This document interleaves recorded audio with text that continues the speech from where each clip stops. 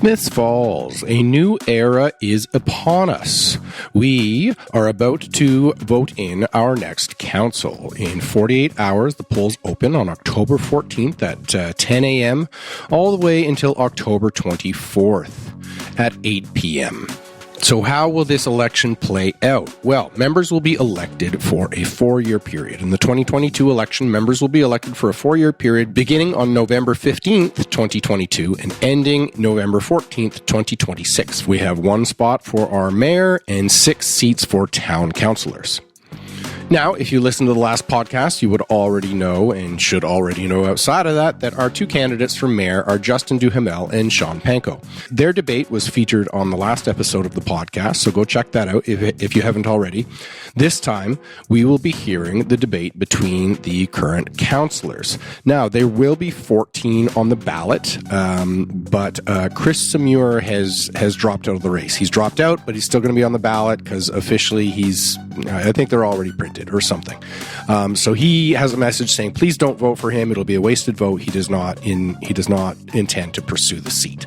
We have 4 returning incumbents looking to seek re-election, and their names are Wendy Alford, there's Jay Brennan, there's Christopher McGuire, and there's Peter McKenna.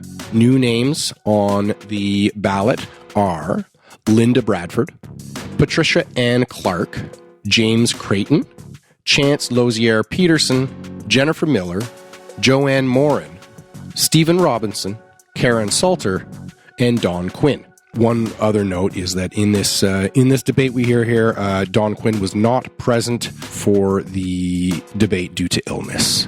For more information on the election and for any information you need on how to cast your ballot, please visit speakupsmithsfalls.com. You can find any additional info that you need there. And without further ado, let's get to know your candidates. We're going to hear the debate that took place on October 5th. Here it is.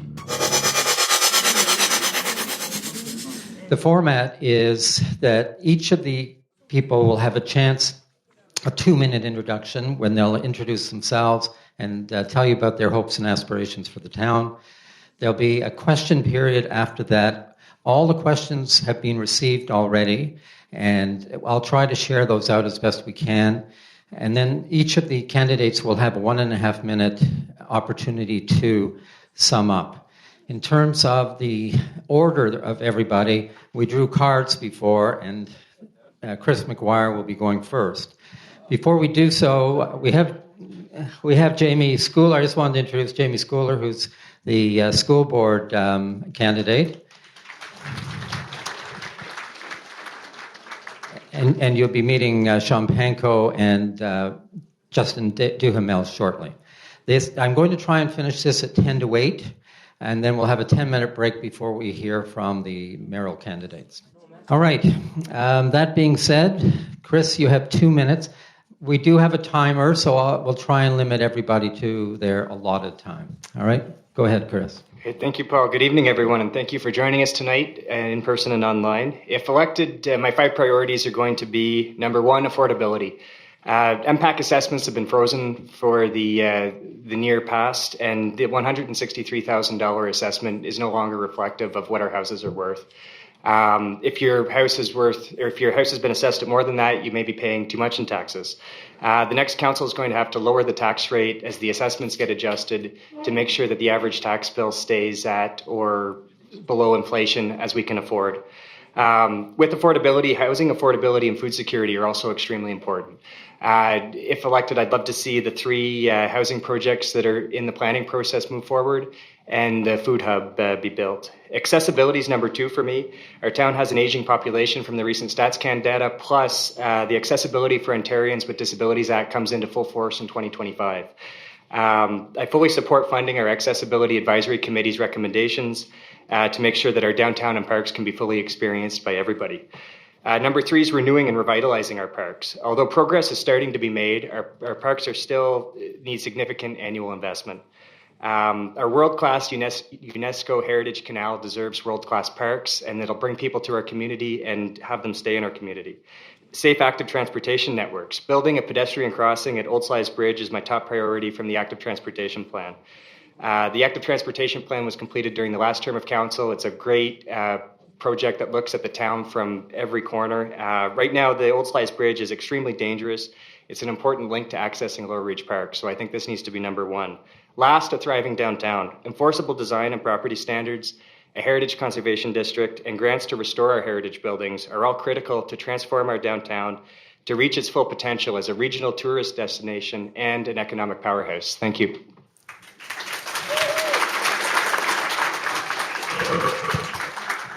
Thank you, Chris. That was just 1 second too long. That was pretty good. All right, second, Stephen Robinson. Good evening. I've determined that if you want to see positive changes in a community, you need to become involved to help make it happen. Therefore, I've decided to run for town council so that you as a community are heard. I was born and raised in Smiths Falls. My wife and I have raised our family here, and now we enjoy our grandchildren and our new puppy, Milo. I was the manager for the local LCBO stores in Perth, Elgin, and Smiths Falls, as well as an acting district manager for over 35 years when I retired. During my tenure with the LCBO, I was a member of the board of directors for the Perth and Smiths Falls hospitals, representing Lanark County before, during, and following the amalgamation. So why do I want to be your town councillor? Well, I see there's a lot of growth and diversity, yet still a crisis in housing and retaining small business. I want to support the small business that's here, but also work to attract other business, especially the downtown core. Whether you support it or are against the angle parking, the new design of the downtown core is here to stay. I want to see it utilized in ways similar to other small towns with businesses flourishing. I am pleased to see there be more affordable housing coming on Chambers Street and hopefully on Robinson Avenue as well. I'd like to be involved in the positive progress that's being made in making housing affordability a reality for all residents.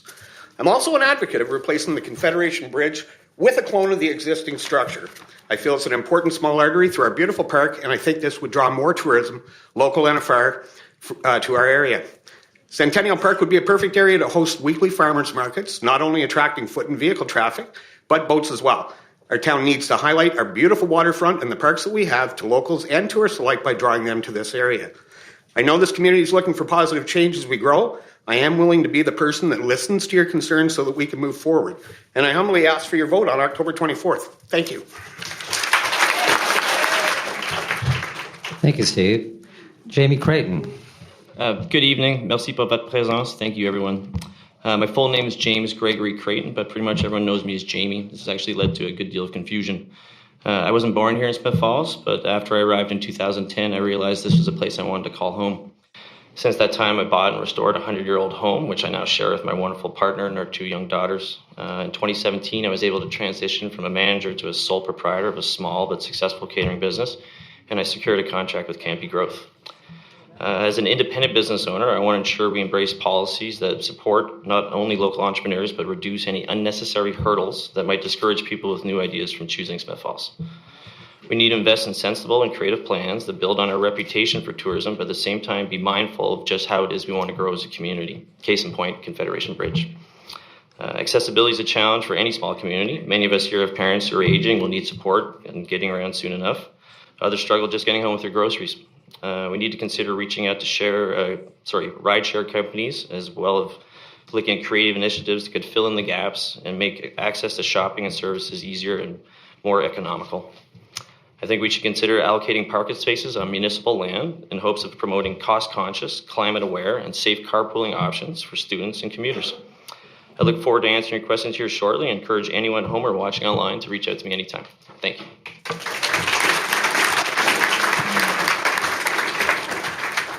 Thank you, Jamie. Jay Brennan. Thank you and welcome. You know, when I was first elected, Smiths Falls was a much different position than they are today. But with a new arena, new water treatment plant, a redeveloped hospital, and a new high school, I knew that we had the bones for growth, and that was going to happen. Today, we're in a far different position, and in my opinion, a much better place. And I have confidence in the town I love. Our growth is apparent. Over the last 4 years, our property taxes have risen at less than 1/3 the rate of inflation. Last year, there was a 0% increase in property taxes. This year, our auditor informed us that our revenue is up and our debt is down. Clearly, we're in a good financial position. Also this year, the town completed a whopping $17 million in capital projects. There's much to do ahead of us. I want to be clear. I support the replacement of the Confederation Bridge for pedestrians and vehicles. Out of commission for 7 years, This bridge is part of the fabric of our town. Confederation Bridge is a broken bone in our town and needs to be fixed. I'm also concerned about Victoria Park. The good news is there is new playground equipment on the way. What's concerning is we've lost the lease with Parks Canada for the balance of the park. It's time for council in a united voice to work with Parks Canada and bring back vibrancy to the park. We're making good headway on important issues like affordable housing, food security, climate change. I know we're going to be discussing that tonight. I'm excited for the future. I'll always respond to your individual concerns and problems. I'll always do my best, use my best judgment and common sense when making decisions, and I will always keep your priorities top of mind at the council table. This October, I ask for your support. Thank you, Jay. You mentioned that things have changed since you were on council. I don't think I was born when you were first elected. All right. Next, Joane Morin. Hello. Not too many people know of me. I have just moved to Smiths Falls 6 years ago, but I have been employed in the same organization for the past 26 years in this community. I provide parent education, prenatal education, and support families in Lanark, Leith, and Granville. Throughout my career, my strengths have been and continue to be advocating for individuals, problem solving, and ensuring that the families that I support have their needs met so that they can succeed. Since settling into the community, I had to learn about our community at a different level. So I got involved with organizations. I am a member of the Ladies Auxiliary, Branch 95. I am a member of the board of our station theater, and I also volunteer front of the house, backstage, and also look after props for our productions. And I'm very happy to say that Ghost Train is going to be opening November 4th. So I hope everybody comes to our theater. It's a beautiful, beautiful location. I have also been on the board of directors with the Smiths Falls and District Art and Culture Council since 2017. As board member, I have been a founding member for the Arts Fair, the Christmas Artisan, and the Joyce Brennan Art and Culture Award Dinner Committee and the annual Fill a Bowl fundraiser. I am familiar with the needs of our community, and over the next 4 years, I plan to bring forward to our council issues such as affordable housing, transportation barriers, food security, and senior support. I feel that my learned experience has provided me with the skills to present and be the voice of many in our community. Please vote for me on October 24th. Thank you. Thank you, Joanne. Jennifer Miller. Thank you. Thank you, Paul, and thank you to the Smiths Falls Chamber of Commerce for hosting this tonight. I'm grateful to be here. So my name's Jennifer Miller. I was born and raised in Lombardy and moved back into Smiths Falls town proper 5 years ago. I wanted to share a bit about my background since I'm a new candidate to council. I served as executive director for Big Brothers Big Sisters of Lanark County for almost 12 years. During that time, I grew the agency from 2 employees to 14 and from 51 kids served to almost 800. In my role with the agency, I also acted for our national office and was a national accreditor, a founding member of the Ontario Mentoring Coalition, and was awarded the Team Building Award for my efforts to more closely align with regional neighbors. I was also honored with the Queen's Diamond Jubilee Award for my efforts to help local children and youth through our mentoring programs. In 2018, I moved on to the town of Smiths Falls as the manager of economic development and tourism. In this position, I utilized my skills in project management, budget monitoring and fiscal oversight, building strong business relationships, and coupled with my passion for this community. I was recognized for the economic support programs that we launched for our business community during the pandemic, and our team was recognized and awarded the Lieutenant Governor's Award for Marketing Excellence, as well as the Community Economic Development Award for Excellence in a Rural Setting. Throughout my career, I have demonstrated my capabilities as a seasoned and well-respected community builder and with a proven track record. My priorities on council will be small business support, infrastructure projects including Confederation Bridge, and affordability. Thank you. Thank you, Jen. Peter McKenna. Hello, everyone. Welcome out tonight. If you're new to Smiths Falls, I'm especially welcoming you. We've had 400 or 500 new people move here, and just thrilled about that. For those of you who don't know, I've been in healthcare most of my career, health and social services, at the executive director level. I've co-founded 3 not-for-profit corporations in Smiths Falls, one with housing, one with food security, and one with healthcare. I guess I'm excited, as everyone else is here, about the resurgence at Smiths Falls over the last few years, and I want to make sure that continues, and that's really why I'm running. I also want to make sure that the voices that go unheard are heard. We're blessed to have probably over 2,500 seniors in our community, but we also have 1,500 young people under the age of 14 in our community, and those voices need advocates like people on council and people in this room. I also want to make sure that the work that we do is built around collaboration. It doesn't mean that we have to agree on everything. You don't get harmony when everyone sings the same note.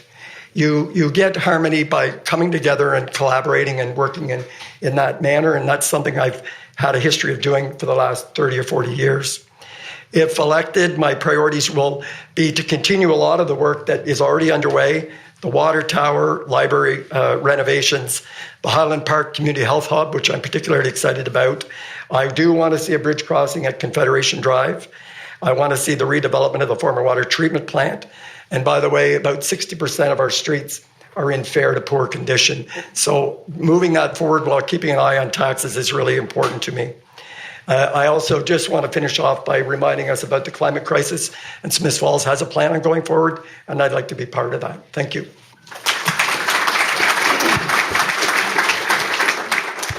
Thank you, Peter. Karen Salter. Good evening, everybody. My name is Karen Salter, and I'm very excited to be running for council. I was born and raised in Smiths Falls and have raised 2 children here. I spent a little over 17 years employed at Hershey, Canada. Upon their closure, I furthered my education and have now been employed in the developmental services sector for 14 years. I was involved in our QP Local as a steward, as a membership officer, and as a member of the bargaining unit during contract negotiations. My involvement with the union was fueled by my desire to represent and to promote the rights of my fellow employees. A significant aspect of that role was listening and collecting the facts. My interest in local politics has heightened during the past 4 years. I have devoted numerous hours to research and have learned a great deal, but certainly do realize that as a councillor, the process of learning is ongoing. I believe that the role of a councillor is to serve and represent the citizens of the municipality. To be effective in this role, it will be my duty to listen to your concerns. I can't promise to have all the answers, but I do promise to listen. Your next council will face new and ongoing challenges. Our aging water tower is at the end of its projected service life. Our asset management plan recommended that construction of a new water tower commence in 2019. However, the town did not have the funding at that time. As things stand right now, construction is to commence in April 2023. 7 years after being determined unsafe, Confederation Bridge sadly remains out of commission. This issue is to be addressed and voted on at the Committee of the Whole meeting on July 25th. However, after discussion among council and town staff, it was decided that it would be brought forward again in a couple of weeks. Although it was scheduled for August 22nd, it ended up being removed from the agenda. It appears that your next council will be deciding the fate of Confederation Bridge. I sincerely hope that you will allow me the opportunity to serve you as council tackles these and other challenges. Thank you.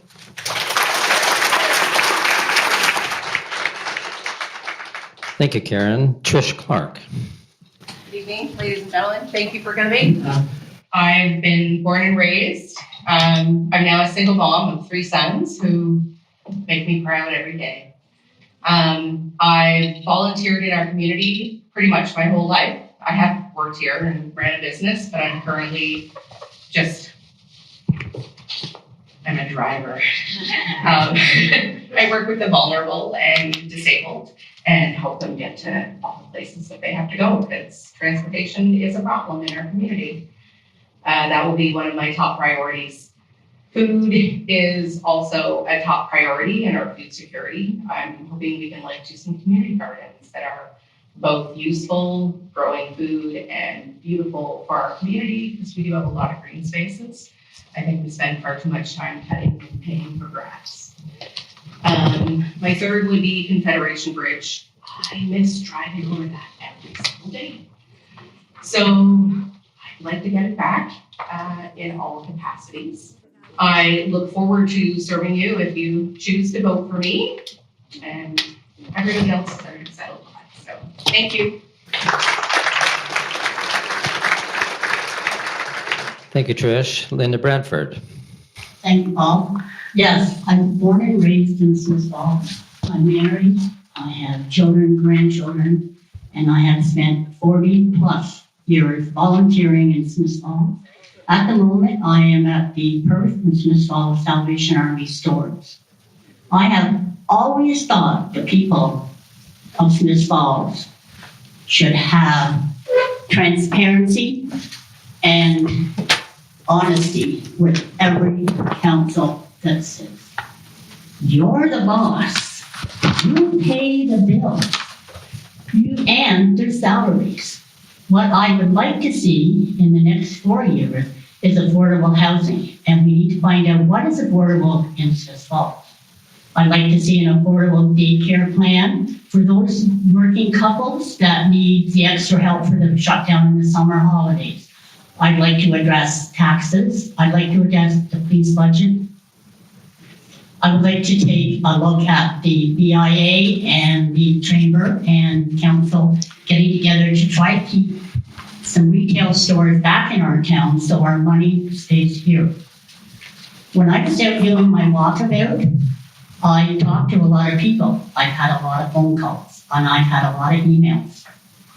And everyone says, how do you feel about the bridge, Linda, personally? And what do you have an idea? So I say, personally, I want the bridge. I want the bridge that we had. It's our heritage. It's been here since the 1800s. And we've lost a lot of heritage in lately. Anyways, with luck, I have a solution to the bridge. I have it here with me tonight. It is affordable, and I have seen our professionals in Smiths Falls. It can be done. And when the new council comes in, I'll send it there. Thank you. Thank you, Linda. Chance Flozier Peterson. Good evening, everyone. I'd like to thank everyone for showing up too, because this would have been very different had you not. I'd also like to thank More TV for setting us out in everybody's homes and YouTube, and apologize to those same people because I unfortunately have a face for radio. I'm Chance Peterson. I was born in Smiths Falls. I was raised in 3 different houses on Eagle Street because we knew all of our neighbors. My aunts and uncles lived around the corner, and my grandparents. Those were the same streets that raised my parents. 30 years later, my grandma Harriet's house, the house that raised my father, is my home, and I'm back in those same neighborhoods. Now, this is after doing a lifetime of door-to-door sales and telemarketing, for which I'm very sorry. I worked at Premier Cinemas. I've scrubbed dishes. I even ran away and joined a freak show once, and went to college and got into radio. Now I work at Tweed in security. A roundabout way of saying, what can I bring you now? Well, dedicated care to the community through its people, which is what makes Smiths Falls what it is. We get a lot of people coming in from the cities who tell us that they like the feel of this place. And that's not a building, that's not a park. That's the people. It's our friends, it's our family, that's our neighbors. We have the ability to know them here, and we have the ability to take care of them too, and it's our duty to do that. We have the ability to tackle problems like affordable housing and make sure that people who want to have a place to live don't have to worry about it, or people that have a dream of being able to afford a home one day don't have to be told that, sorry, that's not for you. We can have halls and parks filled with supporters for community programs, and we can have new jobs and money in our pockets to support the new businesses and make sure that they stay. And if I can get to council, I plan to help with that prosperity and those goals by making sure that we all get there and go forward together.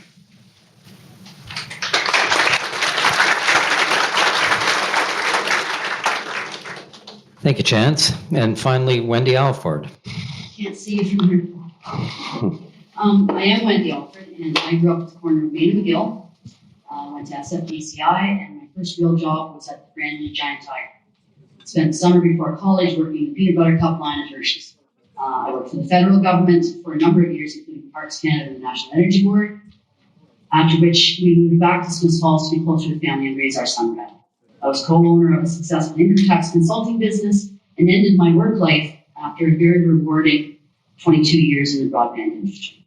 I gained, volunteerism is a way of life in our family, and so I have volunteered my entire adult life. Some of you might remember Settlers Days and Ultimate Family. Those were two that I participated in. Not just participated, but I was the chair of.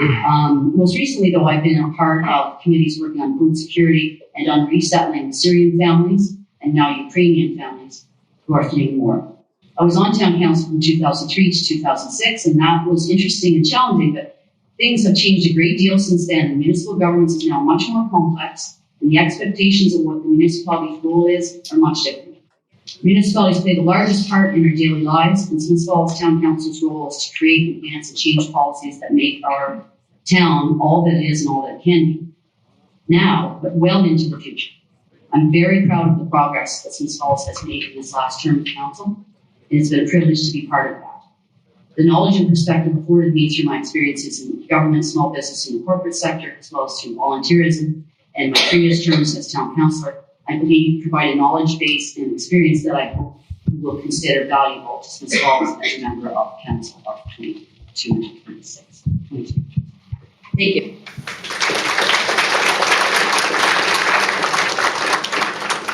All right, thanks very much, everybody. We have a number of questions, so we'll go through those. I'd like you to limit your answers to a minute, if you would, so that everybody can have a chance. We received a number of written questions from the public, and almost half of them were on the same issue, and it's an issue which has already been mentioned by a number of the candidates. So the first question, and I don't want to beat a dead horse here, but I think it's obviously on people's mind. Are you in favor of replacement of Confederation Bridge? And what kind of replacement do you support? Pedestrian, mixed pedestrian bicycle, or pedestrian automobile? So a number of you have had a chance. Who'd like to start off? All right, Karen. I'll just answer. I think what everybody wants to know is about the design. I want it to be vehicles and pedestrians.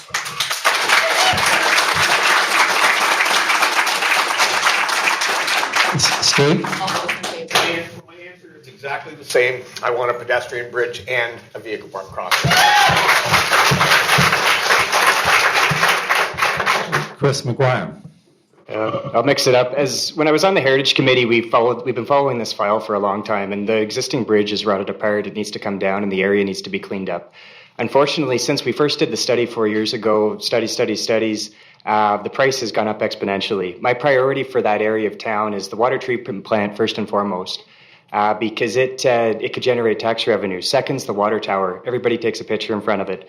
Third is the bridge. When we have hundreds of millions of dollars of assets in our asset management plan past their useful life, I don't know that it's responsible to dump the money into the bridge. When we've got assets past their useful life, they're on the verge of failing. And we need to replace those assets, and the asset management plan is the map for that. I'm in favor of closing Confederation Drive and extending Strathcona Avenue all the way to Mill Road. I don't think that a road should be going through our park.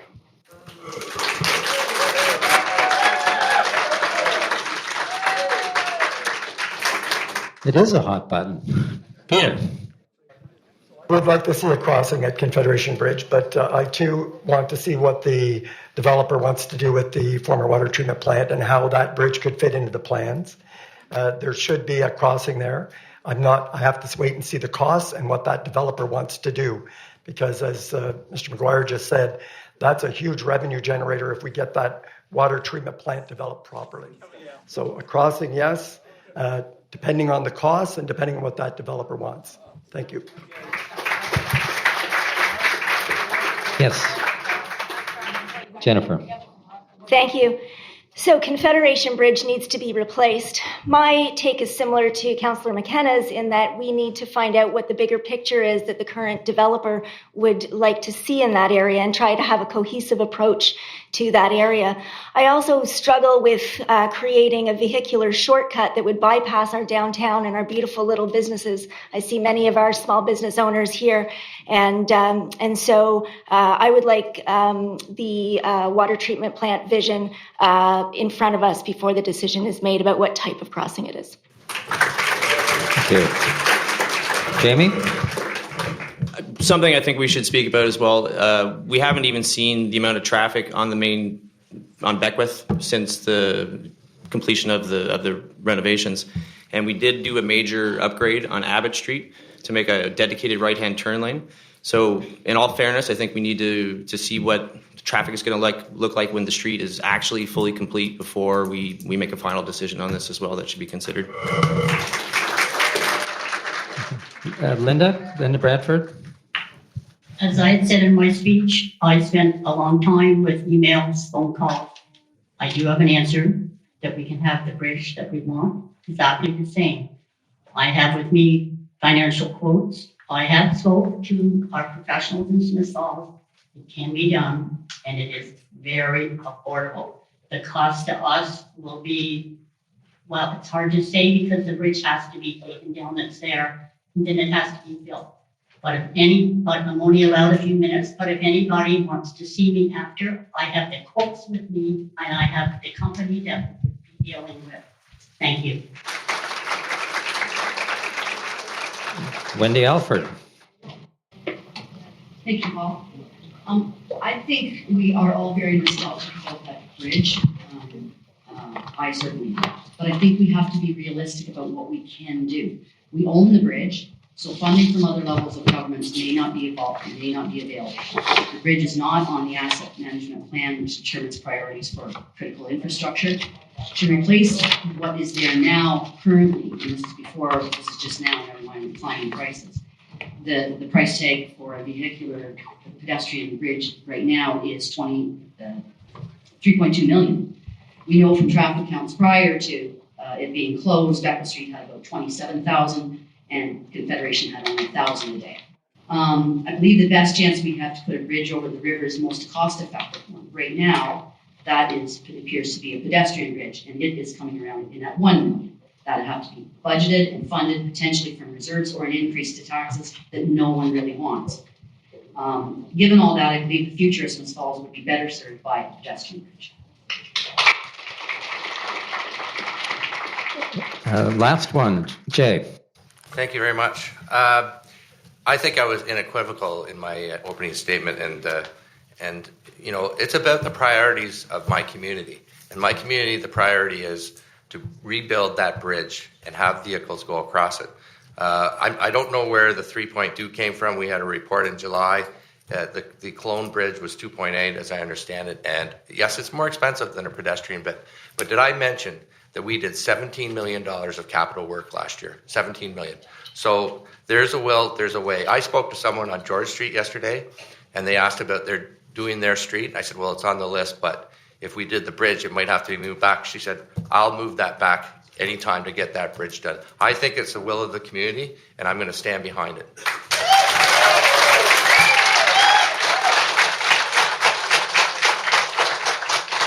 Very interesting.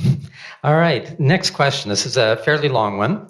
The Perth and Smiths Falls District Hospital is the most important health facility in our community and one of the largest employers.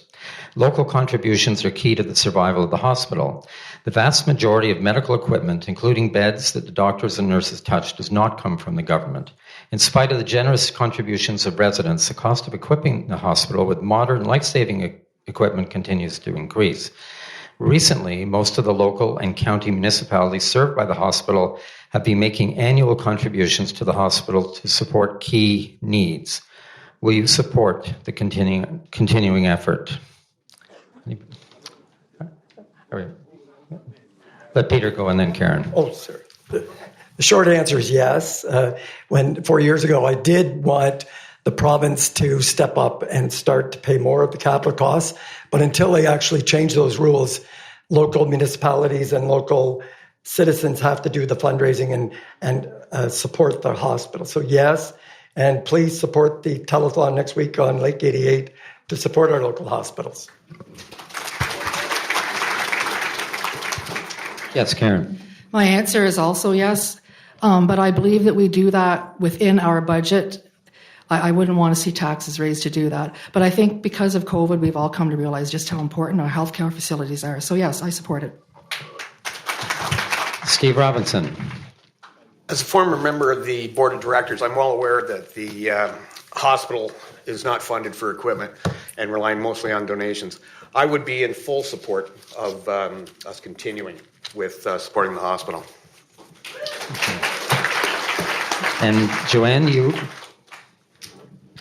I totally support our hospital, and it's very concerning when our patients have to go to Brockville to deliver their babies. So I think it's very important to support our hospitals, and we should be there for our hospital, even though the government, our provincial government, is not funding a lot of our needs. Okay. Chris McGuire. Thanks. Yeah, I support it too. It hasn't been controversial in Smiths Falls, and I'm really proud of that. I hope it's not controversial in the future. I think it's great how, when we look at the services our hospital is providing today, there's things that we never would have imagined 20 years ago. So we need to keep supporting it. It shows with COVID how important it is. And Trish, and then Wendy. Sorry, there we go. I've birthed 3 of my children there. I definitely support all that we can do with our hospital and fundraisers. And as Peter said, do the telethon. And Wendy, then Chance. Yeah, of course I support the hospital. Never has it been more important than in the last 3 years. Right now, council has devoted and budgeted, I think, just under $175,000 as our contribution, as the town's contribution to that effort, and I wouldn't change a thing. Thank you. And Chance? As with everyone else, I'm absolutely on board with supporting the hospitals. We should do that. It's a no-brainer. We need to take care of our people. We need to take care of even visitors we have in town. So that's an easy expenditure or use of money.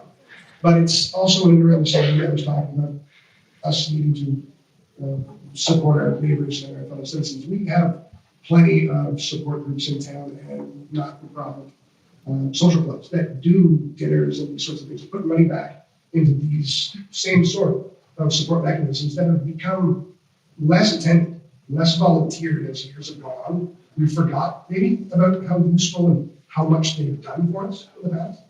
And this is just one instance where I think we should all remember all the good they can do as well, in addition to what we at council can look for.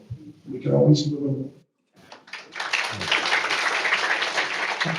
All right, I'm going to go Linda, then Jennifer, and then we'll move on. Linda?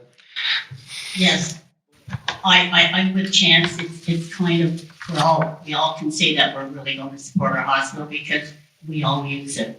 So if there's anything they need, I used to be on the hospital board, and I used to be on with the Women's Auxiliary as their president and vice president for years.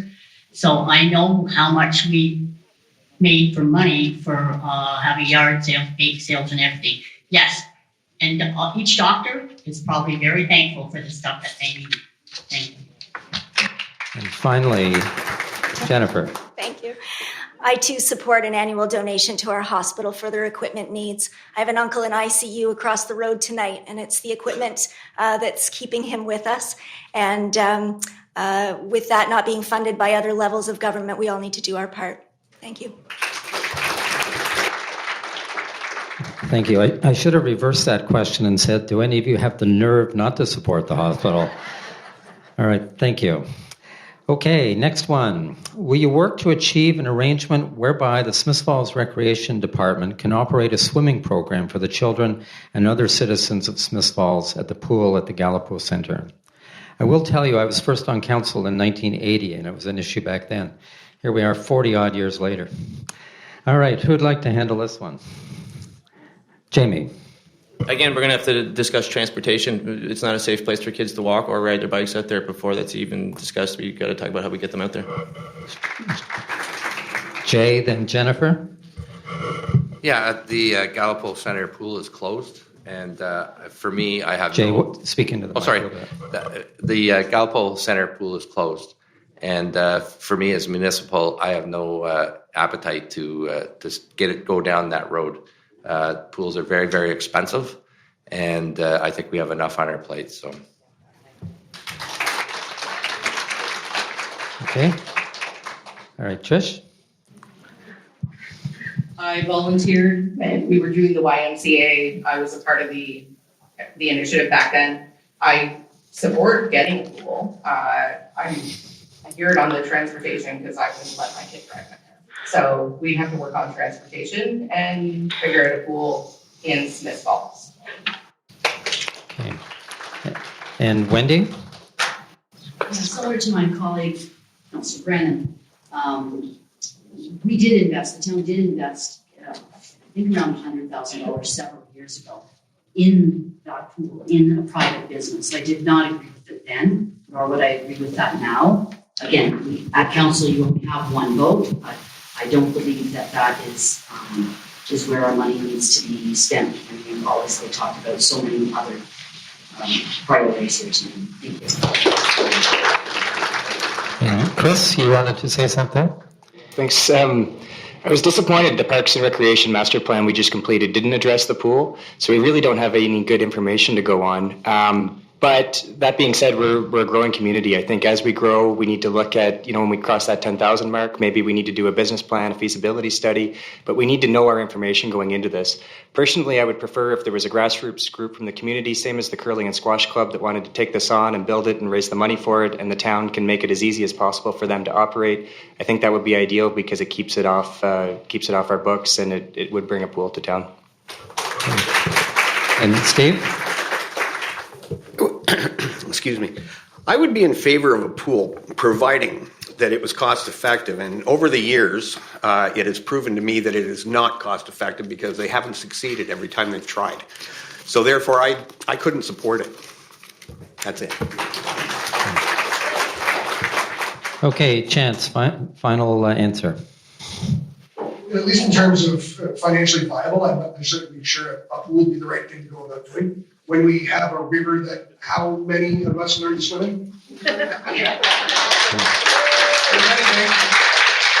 put some money into some lifeguards that used to be there and ensure that kids are safe down in the water, that any of the water equipment that's put in isn't destroyed, and that, yes, another generation can learn to swim what we did. Okay, thank you. Another hot button issue. What are your thoughts on inviting a proposal from the OPP to change our policing? I should have asked the audience. You guys don't need to say anything. All right, who'd like to handle that one? Jennifer. So I'm in support of asking the OPP for costing. I think that's the responsible thing to do when it's such a large chunk of our annual budget. I think one of the caveats is we need to ensure that we get the same level of service that we're experiencing now and compare apples to apples. Steve? As some of you know, and many of you may not, if I'm elected, I won't be able to participate in debate or vote on police services costing because of a perceived conflict of interest. My daughter-in-law is the deputy chief. So as a result of this, I don't think it would be prudent for me to share my thoughts or my knowledge on this matter. Thanks. Thank you. Karen. I did some research and did a comparison of the police budget between Smiths Falls and Carleton Place. Ours is a little more than double of that of Carleton Place. What I couldn't find any information on, though, was the satisfaction of the residents of Carleton Place. Were they satisfied with the police service and the police presence? I would like us to approach the police board and ask them if they can find a way to reduce their budget. If they can't do that, then I am in favor of an OPP costing. But I'd also like to know how the residents of Smiths Falls feel when it comes to security. Like, there's more that plays into this than just the money end of it, for me anyways. Okay, I'll go Wendy, Linda, Jamie. Thank you. I think this is the fifth time that OPP costing has been brought up. In previous discussions, what it boiled down to is that Smiths Falls wouldn't know how much the OPP was actually going to cost until we disbanded our force. The other pieces of information that are pertinent and of concern is the level of service that they could provide. The OPP doesn't offer community policing, which is currently what we have. There is a basic OPP model, and then municipalities can choose from a menu of other services. Officers are not assigned to any specific municipality, and currently SFPS uniform staff salaries are 97% of what OPP salaries. The potential of having to invest capitally into a new building is very possible. That was 6 or 7 years ago that we had the last report come back when it was investigated last time. And maybe it's time to reach out to the OPP and see if anything's changed. But I would prefer to see that there be public consultations on what lesser level of service our residents would find acceptable in order to save money in these things. Thank you, Wendy. Linda, and then Jamie. Yes, I think what needs to be done at the new council will sit and look at all the budget of both and compare them on what you get and what you don't get. And if I'm basically worried that, like everybody else up here, probably it would be for the safety of everybody in Smiths Falls. That is the main concern, is be able to get the police, and when they need them and they're there. But I would like to see it being looked at both sides. Thank you. Jamie, and then Chris, and then Jay. Was just touched on by Wendy there. I spoke with Peter the other day. I'm not sure if it was 6 or 7 years or 10 years, but it's been a number of years since we've had a cost analysis done, and I'm completely in support of having that done and making that very public and putting it to proper public debate so we can all decide collectively. All right. And Chris? Thanks. Yeah, the police costings, it's very complicated, and it's easy to compare to neighboring municipalities, but there's a lot of variables on service and how busy our police force is compared to other municipalities. Our mental health services, we're getting 7 days a week, 7 to 7, with a mental health nurse right now for those kind of calls. All of those things are extremely important to me, and to have that service in our community. That being said, I'm not afraid of data, and my first priority is affordability. So I think it's the right thing to do to get a costing. It gives us a baseline. But when we think about it, it's going to take a year of the budget to put this into the budget. It's going to take another year or two to do it. By the time we actually get these numbers, it's going to be very close to 2026. And, maybe this is an election issue in 2026. Maybe the costing comes back and it actually isn't going to save any money when we account for the building and the cost of all the other services. But to have that number as a baseline, I think it'd be good to have more data in that area. Jay, and then Chance. Yeah, we know the police budget is one of our biggest expenditures, and it's that for a reason. And I was there 6 or 7 years ago when we went through this. And the problem with asking them for a costing, you don't get a true costing until your police force has been disbanded. So the risk is there. So it's a matter of what the citizens of Smiths Falls want in terms of service. Is less service more palpable if it's less money? So, of course, we could ask them again and see if anything's changed. However, I've got to agree with my colleague Wendy. It's a matter of service and what's palpable to you people. And I think that we're well served. Is it expensive? Absolutely. Is it worth it? I think it is, but that would be up to the people. So I'm open to talking to them again, but I'm not willing. What I'm not willing to do is disband a police force and then find out what the cost is. Thank you, Jay.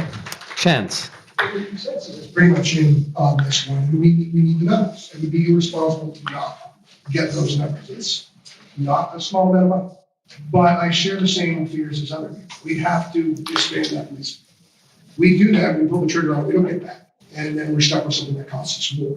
So another way to do this might be looking at other ways to make that money go further for us if we're not happy with that. Right? Maybe we look at special constables. Maybe we look at diversifying some of those wages into drug and alcohol counseling programs or different areas where we might have need to get more bang for your buck. But don't disband the force, because we don't get it back.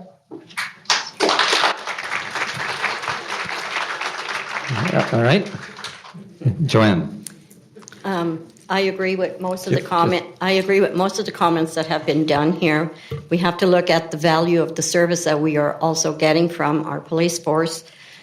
Also, if we are able to maybe approach Montague or other communities that have the OPP involved, maybe we could split the cost and try and maybe expand our forces into getting support in other communities that are close by so that we could share the cost. So that could be a possibility, but it would mean doing some research. Thank you. Thank you. Okay, I'll go on to the next question, but before I do, we're being terribly efficient here.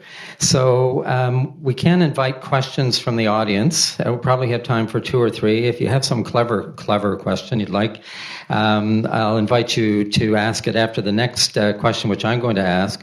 I do reserve the right to rule a question out of order if everybody's good with that. We did have an incident at our last all candidates meeting, so I'd like to avoid that. So if you want to think about a question you may wish to ask, you can do that in the next couple of minutes. All right, next question. Tax rates in Smiths Falls are notoriously high. What's being done and what can be done to help the taxpayer? Chris? Thanks, Paul. So you're correct. Tax rates are notoriously high, but our property tax assessments are notoriously low. And the average tax the average bill comes from multiplying the tax rate by the average assessment. The bottom line is it takes a certain level of average bill to pay for the services that a 21st century town requires in Ontario. When we compare our average tax bill to other municipalities in Eastern Ontario, Carleton Place, Perth, neighboring municipalities, against their average assessment, we're right in the middle. This is why I don't know what the inflationary pressures are going to look like in the future. We've been very lucky that all of our wage contracts have been locked in through this high inflation time.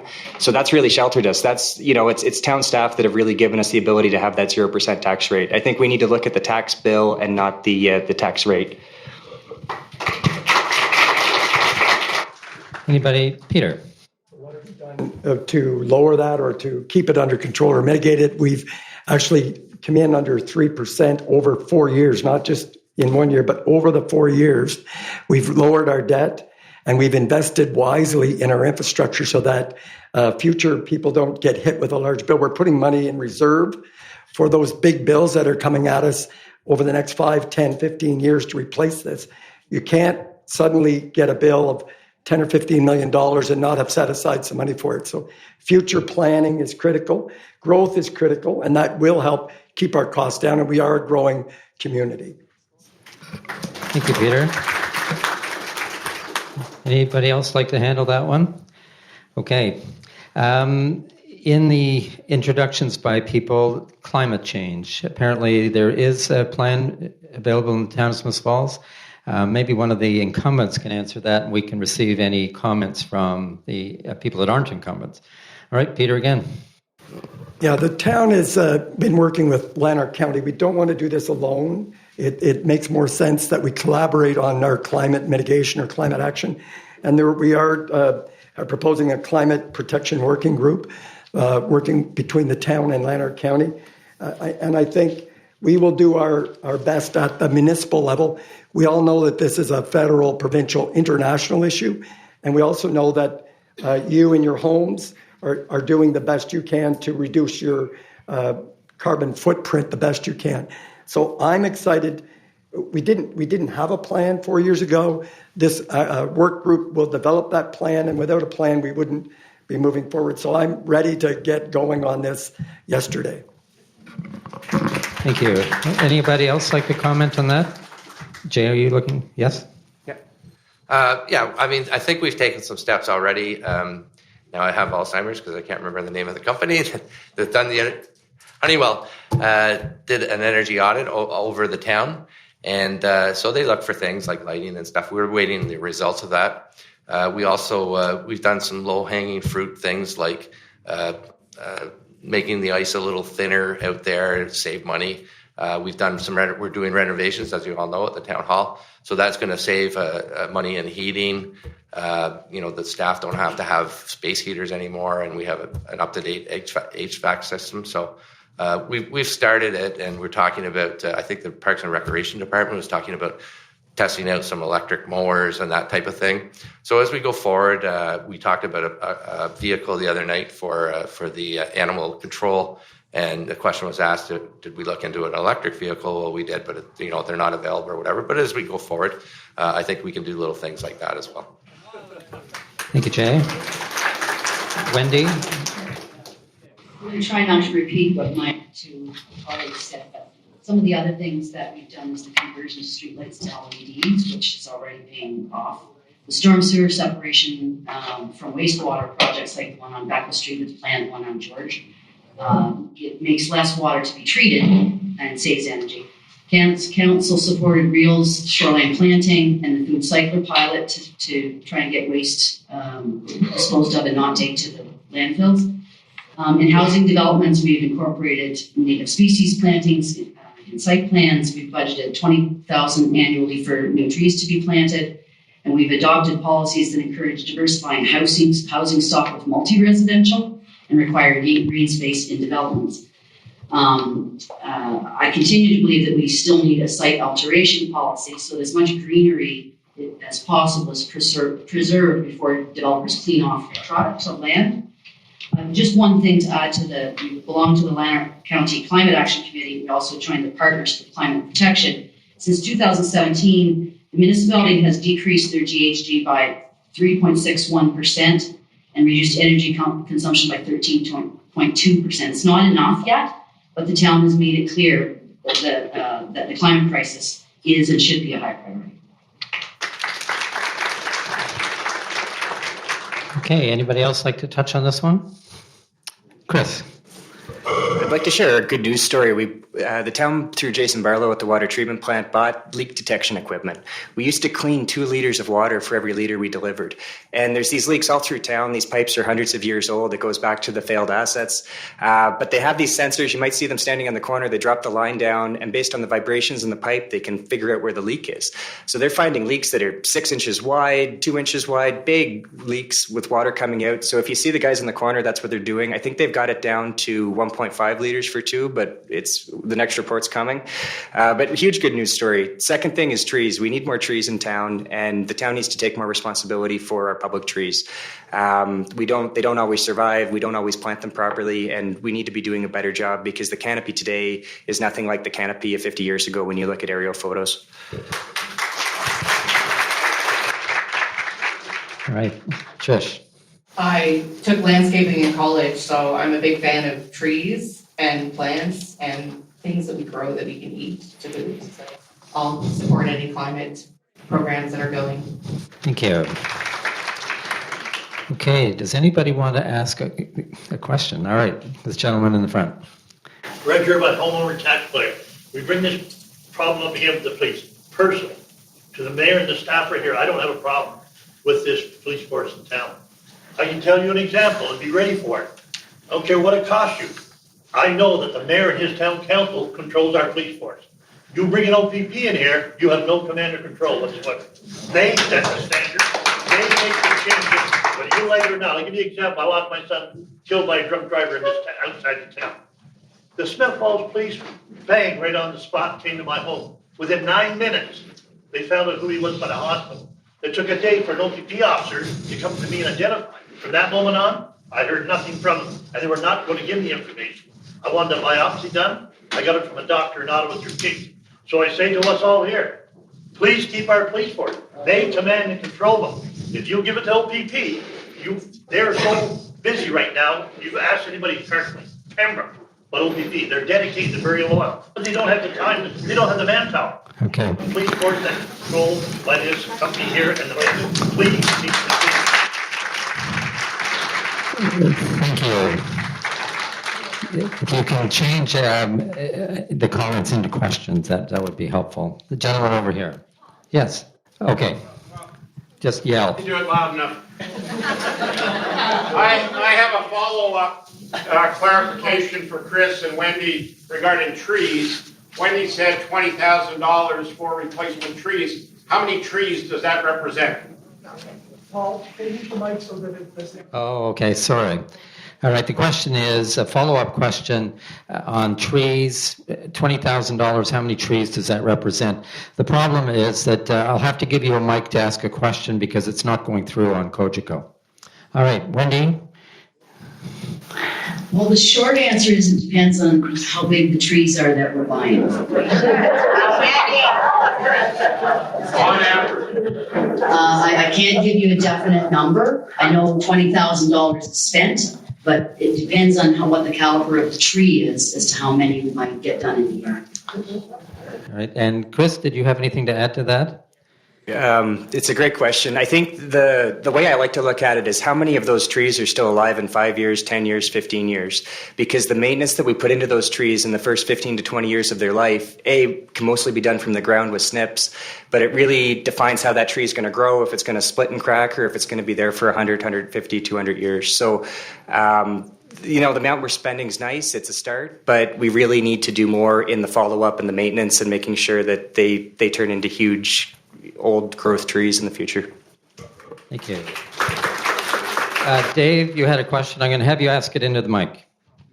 I have a severe concern regarding the sewage surcharge, which was promised to be equal to the water bill, and it is not now. And we also noticed that the amount that is being dedicated to the cost of operating the sewage plant is far less than the sewage surcharge collected. In other words, the town is reaping a benefit off the backs of the water payers. Thank you. Anybody like to handle that? Chris, you have too much to say. Is anybody else? All right. I'll go ahead with you, Karen. I'll come back to you, Chris. It's all right. I can't answer that question as to what the solution is, but I will tell you that I did compare water bills between Carleton Place and Smiths Falls. For a family of 5 in Carleton Place who had an in-ground pool in their backyard, their average bill, they're billed every 3 months, and it's a flat rate. But monthly, their bill would be $96.44. I compared that to a family of 4 in Smiths Falls who had a pool in their backyard, and their monthly bill average was $150 a month. So it is quite a difference. Thank you. Peter, were you going to comment? Sure. We talked about these wonderful assets that we have, the water treatment plant and the wastewater plant, and they're going to need to be replaced. And we're building up the reserves on top of that for the surcharges. It's an expensive, and it's going to get more expensive. Water is a very precious resource, and we have to pay for it. The larger, if we were 20,000 people, our costs would go down because you would spread that out over. There's a base amount to deliver this service, and if we had more people coming in, the cost will go down over time. All right, Chris. So right now, our sewer and water bills aren't fully funding what it costs to produce the water and treat it afterwards. There's not a profit being made off it. And the reason why the bills are going up is because the province has mandated that we do full cost recovery. Now, every municipality in Ontario isn't moving forward with that at the same rate, so that's why we see these big discrepancies. But in a town like Carleton Place, there's a significant chunk of the municipal taxes subsidizing the water and sewer rates. So whether it comes in your water bill where you see it every 2 months and it has a little more pain because it's more evident, or if it's hidden in that $3,000 or whatever you're paying in your tax assessment, it's still there, and there's only one taxpayer. So I think I support full cost recovery with the sewer and water. I think it's the only way that we really see what it costs and what it spends. And any other way, we're hiding the bill in a bigger bill. I would support taking the full cost recovery, swapping it over, decreasing the tax bills by the equal amount so that it's all clean, and then we meet our provincial mandate. But politically, there's never been a will for that, so we just slowly keep transferring the fees over. But there's definitely, I think it was in the figure of around 100 to 200 grand last year. Thank you. Jay, were you going to comment? I hear this all the time, and the fact is, over the last number of years, the water bills have gone up. And they've gone up under the rate of inflation. But Chris is right. The province is asking municipalities to move to full cost recovery. We've been moving that direction, I think maybe too fast. But the fact of the matter is we have to pay for the services. One of the most important services we provide you people. Clean water is vital. And we have the infrastructure to do that. And it does cost money. And there's, it's you pay from one pocket or the other pocket, as Chris said. I'm always sensitive to what's coming out of your pocket, but at the end of the day, we have to pay for the service that we provide you. And Wendy? Just maybe I'm not going to repeat what my colleagues. I agree with them, and I have the same knowledge that they do about this. I think the only most realistic solution to high water rates is to be able to spread the costs out amongst more people. So our recent housing boom can certainly assist over time with that. But it's like Peter said, it costs the same amount to produce water in, water out in a town of 10,000 as it does in a town of 20,000. So those things are probably not going to go away anytime soon, although more people will help mitigate the impact of those water rates. Okay, thank you. You may be interested to know that people in the country don't have a water bill. But in fact, there's thought being given that they have to pay for the water they're taking out of the ground, as it's a community resource. So wait till that one hits the fan. You call the lawyer, yes. Any other questions from? Yes, ma'am. Oh, hang on. My question would relate to zoning bylaws. I'm in complete understanding that we need lower rental units in our town. But when zoning bylaws are made, they're made for reasons. And structures are being built on properties that are far too small for the structures. People have no place to put their snow, so they're plowing it out in the middle of the road. There's no green space for children to play. And the structures that are being built do not suit the area that they're being built in. So you have an older settled area and structures are being built that just don't fit in. They stand out like a sore thumb. Then the contractors can build on the property and they neglect to follow the zoning bylaws, and we got less space than we figured on having. I would like to hear anybody's idea on what can be done about this. All right, somebody who hasn't addressed it, the most recent questions. Any clever thoughts on this? Chance. It may not necessarily answer your question exactly the way that you were hoping I could do it, but I apologize for that in advance. But in terms of finding more places to house it, it's kind of what we're trying to do with the different zoning. I would actually kind of like to see us stop building multi-story apartment buildings and go back to building a neighborhood of wartime homes. It's not necessarily wartime homes now, but they suited the need then. They provide an area for families. They provided green space. There was room to grow. And that's as clear as we need it. We need room for our families to grow. We need new green canopy. Do we need another gigantic stone box in the middle of town with people hemmed in on top of each other? I don't really think that we do. There's still more questions to be answered to figure that out, how that would actually work in the modern age. But I think that might be a direction to go. Thank you. Anybody else, any thoughts on that? No, Peter, you're looking, you've always got something to say. I think that's one of the best questions of the night. It's an excellent question, and it points out just exactly the predicament we're in with the demand for more affordable housing, which is right across the country, and at the same time established neighborhoods saying, gee, this is going to really change things for me and my community. And the answer is yes. So it's you're trying to walk this fine line between keeping those neighborhoods rich and vibrant with room, and at the same time making sure all the infill and going up is a really cost-effective way to go. And you're going to see more going up taller because it just has to be the way the costs are. So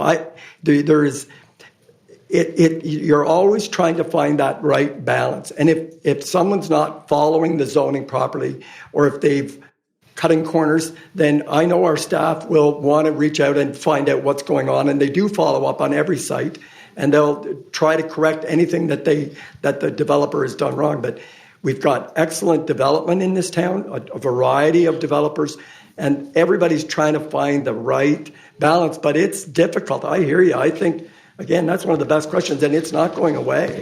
We're going to have to keep finding neighborhoods that work and finding a good mix for the people need affordable housing. So I don't have an easy answer. It's just, I'm here. Yeah, it's a good one. Okay, I'll do one more question from the audience. Sir? My name's Jim Oakes, live here in Smiths Falls, pay taxes just like that guy. I did 36 years in policing. I'll tell you that right now. I'm retired from it. I'll tell you that I have seen OPP take over jurisdictions. I was with the Police Association of Ontario when it was being done, and I saw, and this isn't denigrating the OPP officers who work there, all right? This is about their organization. Their organizations come in, and I have a question at the end. Their organizations come in, they take over your policing. They don't always take all of your police officers. They weed out some that they think may have had disciplinary issues, but they don't guarantee you that they will not put their officers who have disciplinary issues in your community. The other thing that they don't guarantee you is they don't guarantee you a service delivery model. That means how much response time they will tolerate, or you will tolerate, because they can't. The OPP today is suffering from the same thing that all police services in the province of Ontario and internationally are suffering from. And I know this because I've taught internationally in policing. Short staffing. Okay, the question is, and I heard only one person say it, will there be complete public discourse on this issue, or will it be held in camera and then a recommendation come out? And there was only one of you that said, yes, let's go for costing, who said, but we need public discourse. We need people to talk about this, to get the real facts in the community. So are you all committed to the public discourse on this issue? Thank you. Thank you. Did you want to do? Jennifer. Yes, I'm committed to public discourse on all issues that get discussed and that are shareable. And I think that... Excuse me, sir. Go ahead, Jennifer. So yes, I'm in favor of public sharing on the OPP costing. Anybody else like to comment on that? Okay, I'll go down here. Linda, you go ahead. And then Trish. That's what I meant by the first of my speech, is that we need honesty and transparency, because you are the bosses. You're the ones that should be making the decisions, and we have to work for you. You don't work for us. Yeah. And Trish, then Wendy. I agree that we need to look at the budget, we need to look at all the aspects, and we need to make it public and get the people involved to make sure all aspects are, I want to know that the cops are going to show up when I call them, but I don't want to pay them a fortune either, so I hear you.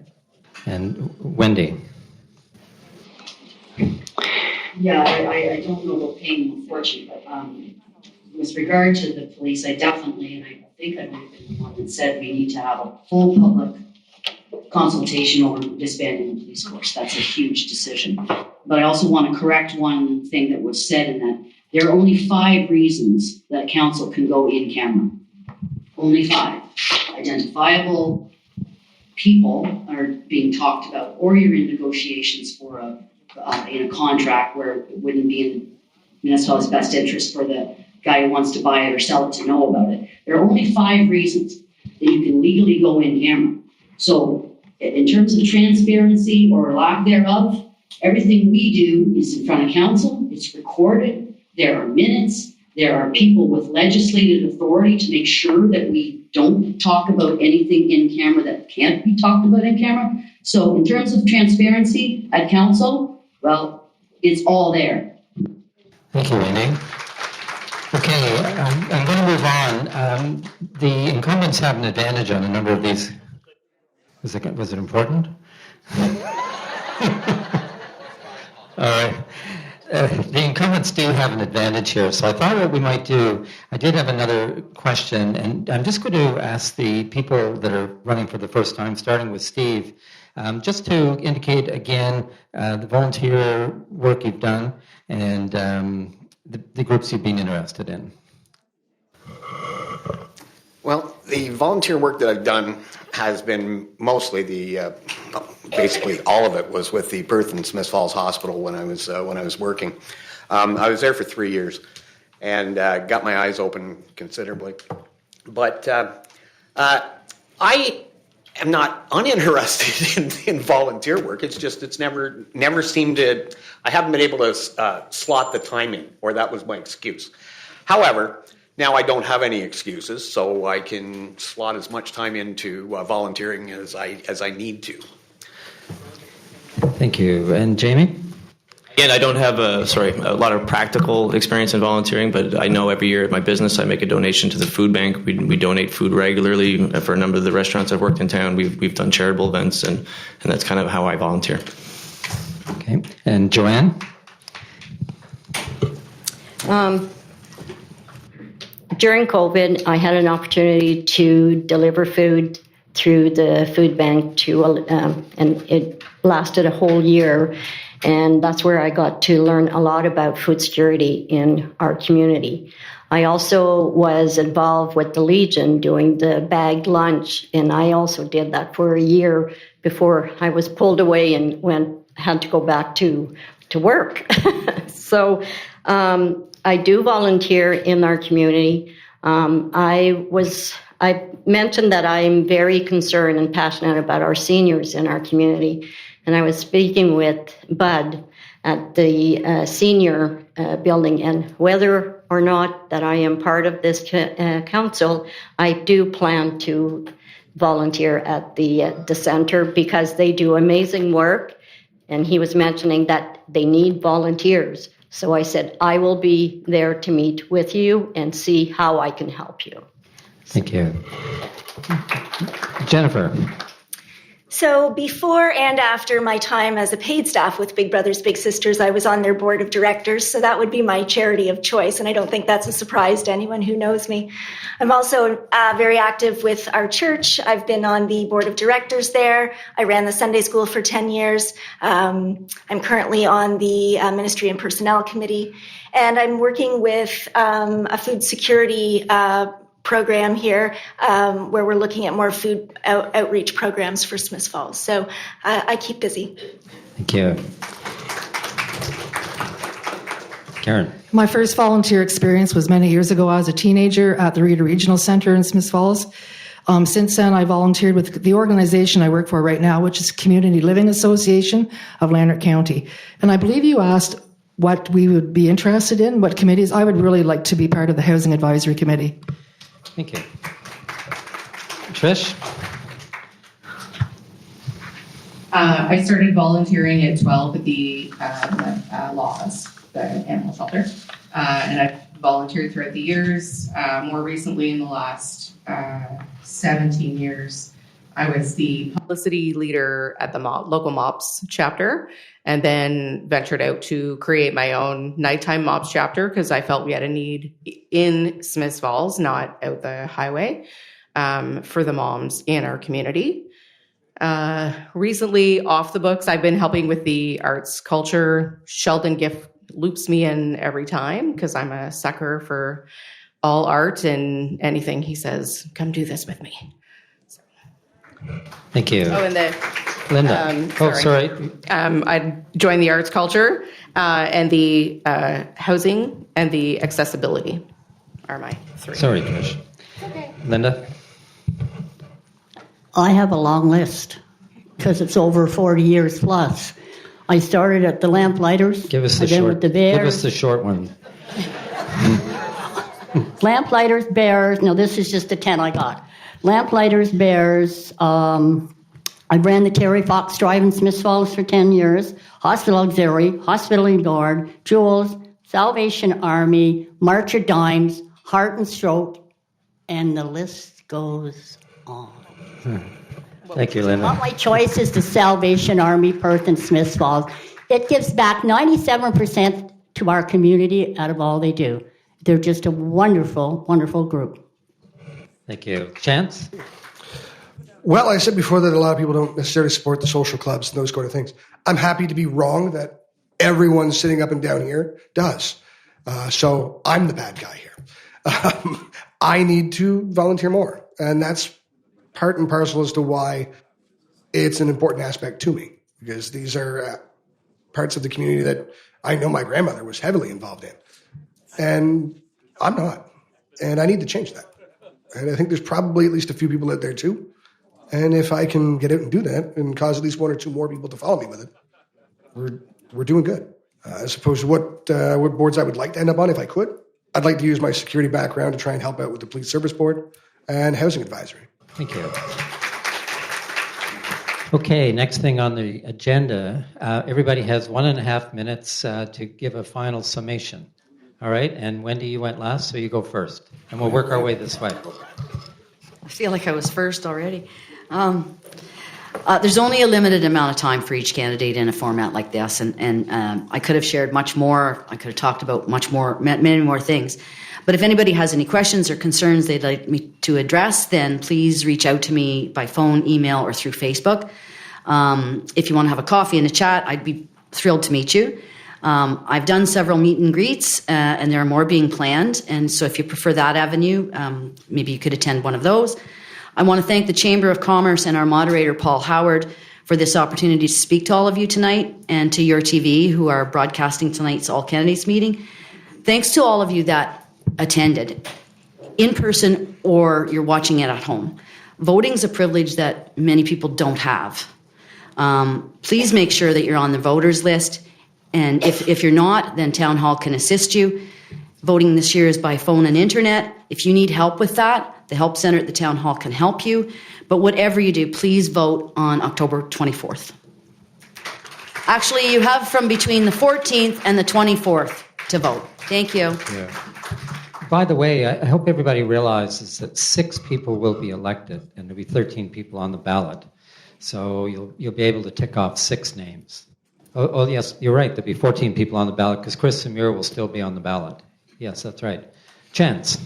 I planned for the first 2 minutes. I forgot about this portion. It's probably better that way, though, because realistically, I still couldn't cram all of the issues that I want to talk about, that all of you probably want to talk about, into 1.5 minutes. Nor could anybody up here manage to get them all.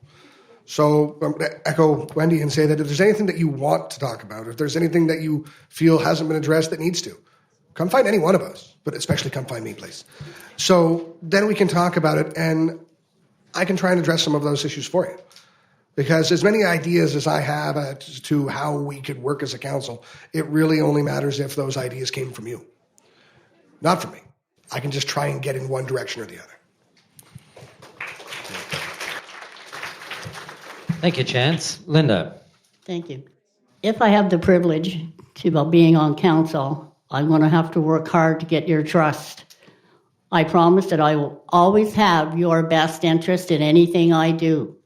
I promise that I will always help you answer the phone, the emails, anything, we'll find an answer. I will always remember what is the most important is I work for you. You don't work for me. Thank you. Thank you, Linda. Trish. Thank you, Paul. Yeah, I'm going to go with Chance. I forgot about the last half, too. And even with 3 before me, nervous and flustered. I don't think I got enough public speaking training in school. Or I missed that class, either or. Too much time at Dibley's Quarries. If you ask anyone who knows me, when you call me to say, hey, I've got to move, or hey, I need to go to the grocery store, or hey, can you? I'm there. So I'm here, and hopefully you'll vote. We have a lot of great candidates, so hopefully you vote and pick a few good ones. Thank you. Karen. Tonight's debate was an opportunity to get to know a little more about the candidates. We had some very, very good questions tonight, some hard questions. 4 years ago, I attended the All Candidates debate at Settlers Ridge Centre. I listened to what each candidate had to say and was confident that I was making informed choices when I voted. I was wrong. I am urging everyone to take the time to ask the candidates the questions that weren't asked tonight.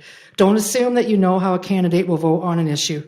Don't leave here tonight wishing that you would have asked us something. I will be sticking around after the debate and will be happy to answer your questions. I have extra campaign brochures if anybody is interested. Thank you so much for attending, and please remember to tell all your friends and family to be sure to vote.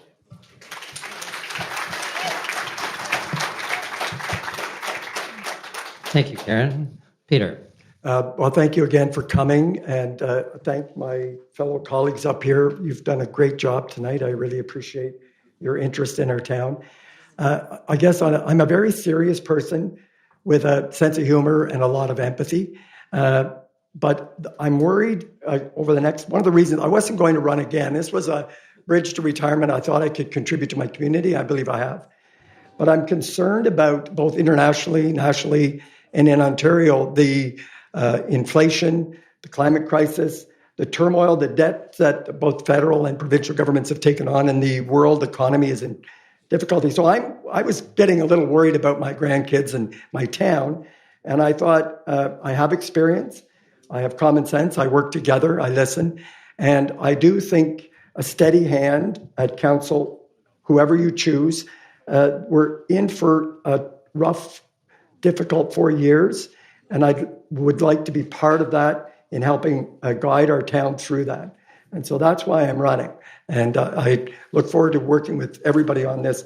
And if I'm not elected, I will contribute on any of the committees the town needs. Thank you. Thank you, Peter. Karen.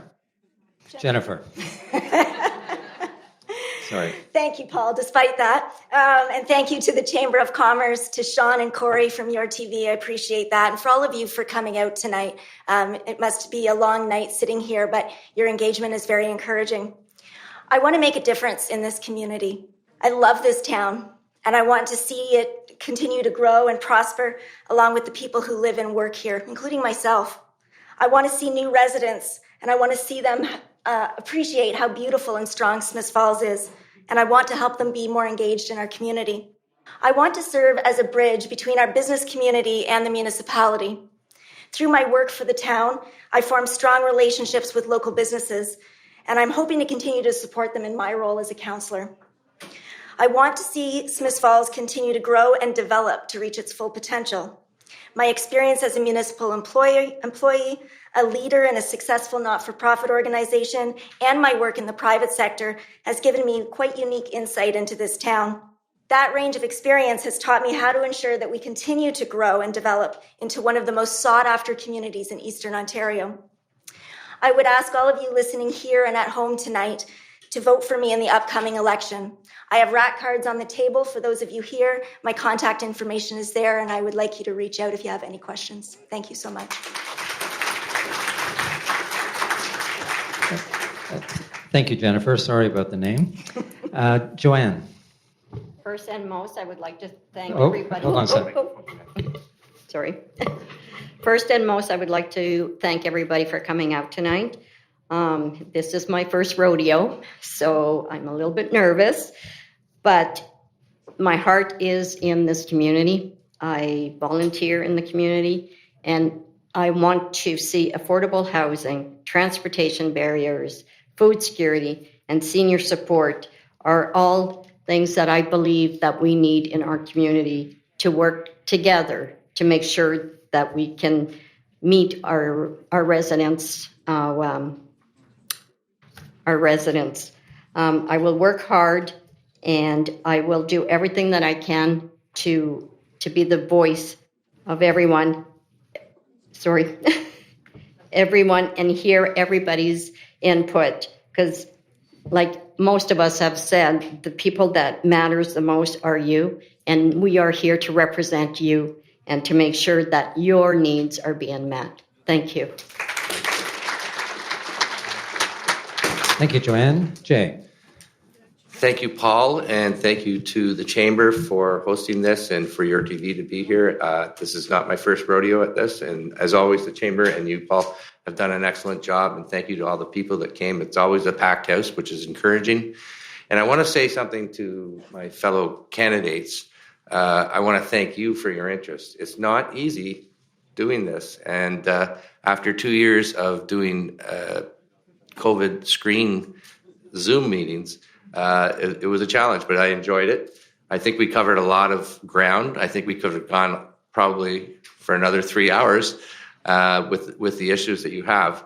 But I really appreciate hearing the different views of my colleagues that are running for council.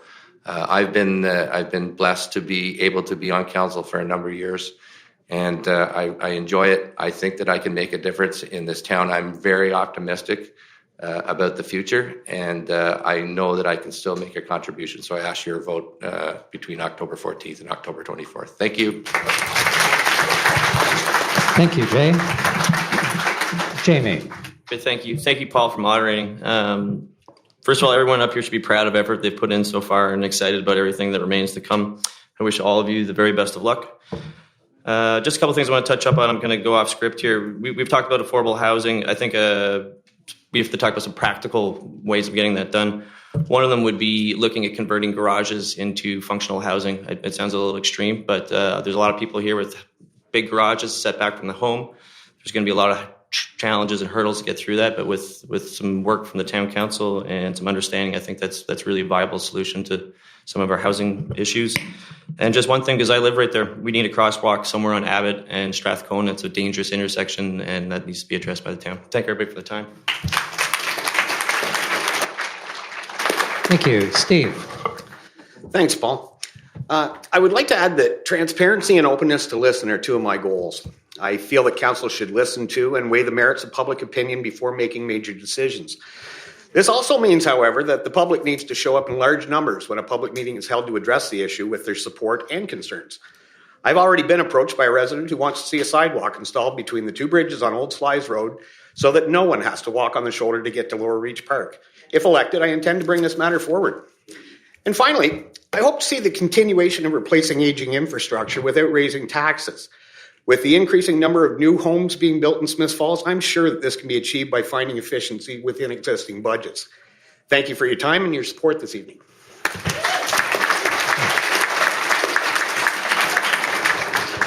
Chris, I'm thinking of not letting you say anything else. Oh, go ahead, Chris. Well, thank you, Paul, for moderating. Thank you to Leslie Richardson and the Chamber for organizing tonight. Thank you to Sean and his team at Your TV for broadcasting and making sure it's on the record. And thank you for joining us. It's really heartwarming to see a full room. I'd also like to thank Councillor Allen, who's over here, 12 years of service, and Councillor Dwyer for 4 years of service. I had no idea what was involved in that before. But it's been an incredible journey to have had the opportunity to serve you. As the past 4 years on council and our Municipal Heritage Committee, Accessibility Advisory Committee, Community Improvement Plan, and Police Services Board. I'm seeking re-election this term so that we can continue progressing together on our priorities that matter. I believe those priorities are affordability, accessibility, renewing and revitalizing our parks, creating safe, active transportation networks, starting with the Old Slies Bridge, and transforming our downtown into a regional tourist destination. If any of these priorities resonate with you, please vote for me, Christopher McGuire, between October 14th and 24th. If you'd like any further information or to discuss my platform, please reach out by phone at 613-769-6529 or send me an email at votemcguire@gmail.com. Thank you.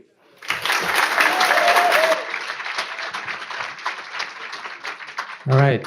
That brings us to the end of this portion of the evening. So there you have it, folks. We heard from 12 of the 14 listed candidates. Chris Samir has dropped out of the race, and Don Quinn was not present for the debate. So what did you think? What did you think? Come let us know on our social medias. We're on Facebook. We're on Instagram.